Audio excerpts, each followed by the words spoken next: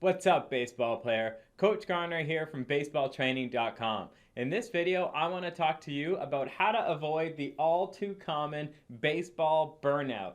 You get tired, you get worn down, some nagging injuries start to build up, and in the worst cases, you're not that motivated to even go to practices or games anymore. Your body just feels burnt out. Well, burnout is simply a byproduct of not recovering properly. One thing I don't want you to ever forget: you're not what you can do. You only are what you can effectively recover from.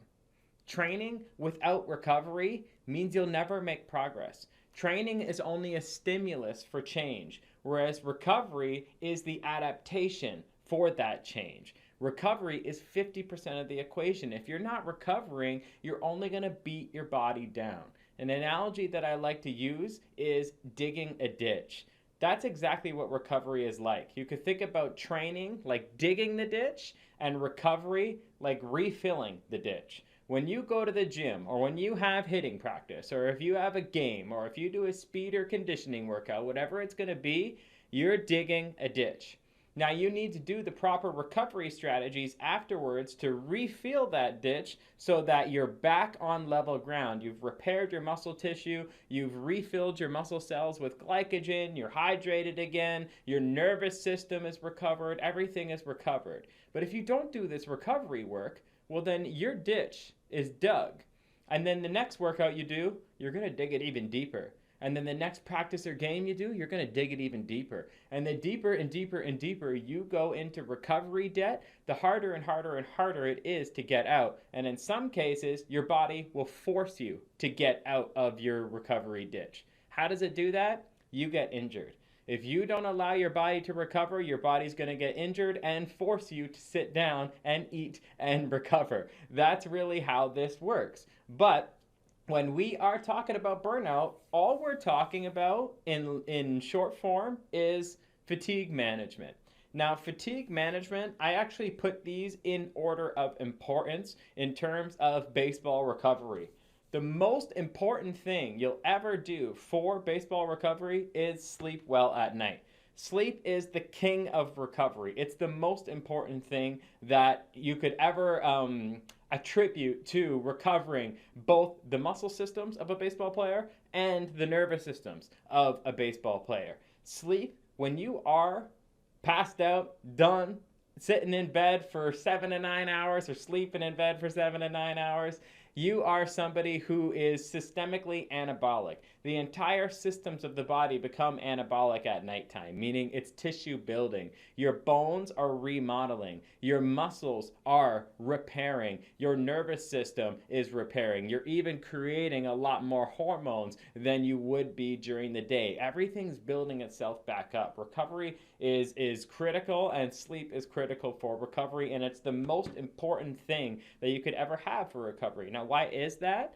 Because it's immediate, and no matter what you're doing, it is a deal breaker. Meaning, you could have the perfect baseball supplements, the perfect baseball routine, the perfect baseball program, the perfect baseball diet. You could have everything dialed in.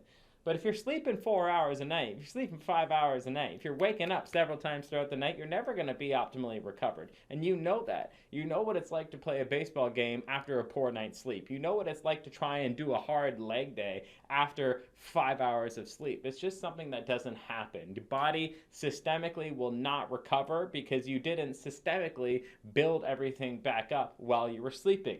So sleep is absolutely critical. What do I recommend for sleep? Well, I've talked about this extensively over at baseballtraining.com/articles. You'll get a ton of sleep tips there because that's so critical. But one of the big things I want to just point out to you today is it's awesome if you can wake up without an alarm. I don't really like the blanket, hey, sleep 8 hours a night, because it's just not true. Some people need 10 hours. Some people do great with 8 hours, but I've known people who actually do well with even 6 or 7 hours per night, and they actually do well. They do recover, their lab work looks great, they're performing well, everything is going good. So what I like to do is a more individualistic approach, which means you wake up without an alarm. Because to me and to common sense, if you wake up without an alarm, it means your body was ready to wake up. It's done repairing, it's done recovering, you're mentally ready and you're physically ready for the day, so your body wakes you up and you're ready to go for the rest of the day. Try and wake up without an alarm. If you want some form of recommendation, it should be between 7 and 9 hours per night without waking up during the night. 7 and 9 hours straight through should always be the goal. That's how you optimize sleep. But for more tips, go to the website for sure. Next is your calories. Now, calories are actually more important than where the calories come from. Macronutrients represent protein, carbohydrates, and fat.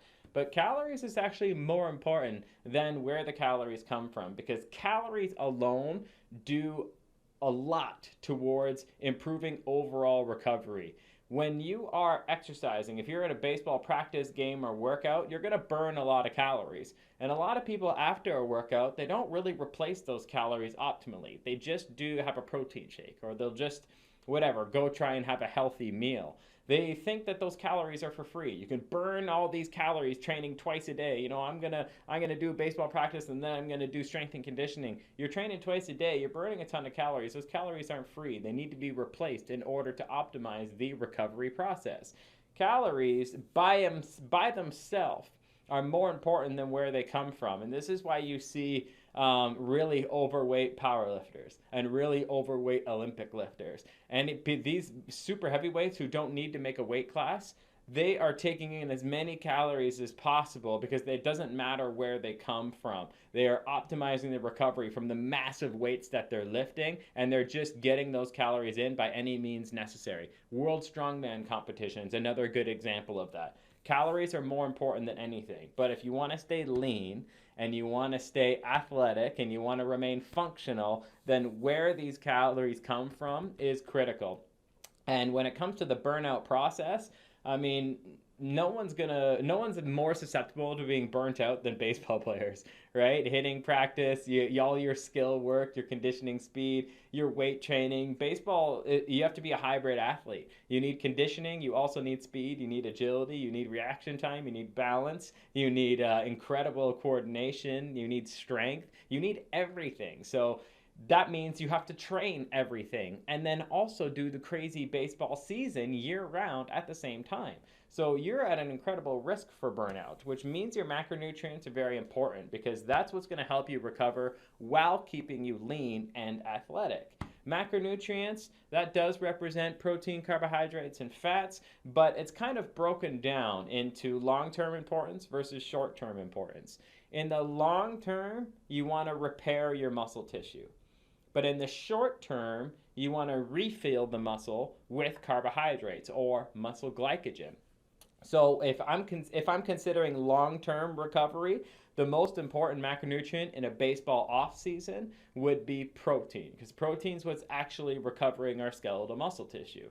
But if I need short-term, quick recovery, then carbohydrates are actually way more important for baseball players than protein. So if you're somebody who's training twice per day, or if you've got 2 games in one day, or a practice and a game, or a practice and a workout, whatever it's going to be, you need to refill your glycogen before your next event. So if you work out in the morning, how you eat in between the morning and nighttime is going to determine how well you perform at nighttime.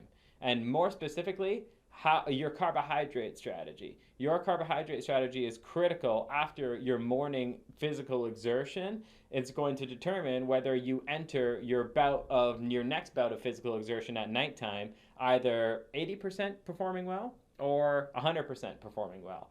That's 100% a short-term nutritional strategy, meaning carbohydrates are important. So in the long term, protein is critical. Ideally for baseball athletes, somewhere between 0.8 to 1.2 grams per pound of body weight per day. And carbohydrates, anywhere from 0.5 to 1 gram per pound of body weight per day on non-training days, and usually around 2 grams per pound of body weight on training days. But for more information on that, make sure you check out the article series at baseballtraining.com. Again, I've gotten extensively into these topics so that you can become the best baseball player you can possibly be. Next is manual therapy. Manual therapy is something a lot of baseball players get too excited about. whether it's fascial stretch therapy or active release therapy or just getting a massage, whatever it's going to be. They think that this manual foam rolling, they think that this manual therapy is what's really going to accelerate the recovery. And although it's scientifically validated that manual therapy will absolutely help accelerate your recovery, it's not going to do anything if you don't have these in check. Okay, so if you're somebody who's like, okay, I think I'm going to get a massage 2 times a week in order to start recovering better for baseball, but then at the same time, you don't sleep well each and every night, you have no idea how many calories you take in on a daily basis, and you also have no idea what your macronutrients are like on a daily basis, then you have no business spending money on manual therapy because you've got the cart ahead of the horse. These 3 things are infinitely more important than manual therapy. So do not get into this until you've mastered this. You know, the macronutrients one is a big one. Like a lot of baseball players, like, okay, well, I need to recover, so I'm going to have 50 grams of whey protein isolate immediately after training. And then I'll say, oh, okay, well, that's a good strategy. How many grams of protein are you having in the entire day? And the blank face. They've got no idea. They just kind of look at me with a blank face. That's a huge problem because what you have in the entire day is way more important than when you have it. Your total macronutrient amount in the day is more important than your post-workout amount. Your total calorie amount for the day is way important than just when you have those meals. So this stuff has to be dialed in before you get into manual therapy. But if you have these dialed in and then you still run into recovery problems, which a lot of baseball players do because you guys are so active, then get into manual therapy after that. Then if all of these and manual therapy, you're doing everything perfectly and then you're still looking for that extra recovery edge, then you can start looking into accelerators. Things like ice baths, things like Normatec, things like contrast showers. These accelerators, yes, they do help. I do not recommend them at all in the off season because they can actually blunt your ability to make progress. I talked about that a little bit in the recovery video I recorded a while back. But these are good during the in-season and not during the off-season. But again, don't look for anything fancy. Don't spend your money on anything fancy until you've figured this stuff out first. Then look into this. But you're also going to notice that these are the 5 most important things for fatigue management for baseball players to avoid burnout. But I bracketed all of this under lifestyle and periodization. Why did I do that? Because your lifestyle is critical. Because if you have all of these in check, but you've got a lot of stress in your life or a lot of anxiety, then these are things that have devastating effects on our immune system, which then create devastating effects on our ability to recover from exercise. So if you are somebody who has stress and anxiety for whatever reason, then that's something that's going to tank your recovery, even if you have all of this in check. That is well documented in the literature at this point in time. But lifestyle also covers different things as well, right? Because if you do all this stuff perfectly, but then you get hammered every single weekend and go to a rave every single weekend, you're not going to become the best baseball player you can possibly be, because that's going to also destroy your recovery. Your lifestyle should represent the lifestyle of someone who wants to become a great baseball player. You know, a famous quote from Robin Sharma that I love was, don't tell me your goals, show me your schedule. That's very powerful. Don't tell me your goals, show me your schedule. If I look at your schedule and I don't even know you, I should be like, wow, this person really wants to become the best baseball player in the entire world, right? That's exactly what it should be. So your lifestyle will be a make or break for your baseball recovery, which means it's a make or break for your burnout, which means it's a make or break for your baseball performance. But also periodization. Periodization encompasses all training that you do for baseball. Everything should work in one coordinated system. The programs I've created at baseballtraining.com, they're sequenced in a way to manage fatigue, to have phase-specific goals, to have off-season specific, in-season specific. Everything is built and has fatigue management tools built right into it, like active recovery, like active rest, like deload periods. These are all different things that should be in your schedule to ensure that you never run into fatigue management issues. All right? Make sure you take these seriously and also do them in this exact order while acting like a real baseball player and scheduling your life like a real baseball player. I hope you liked this video. Make sure you smash that thumbs up button and subscribe to my baseball training channel. And for all the information you're ever going to need to become the best baseball player you can possibly be, go to baseballtraining.com.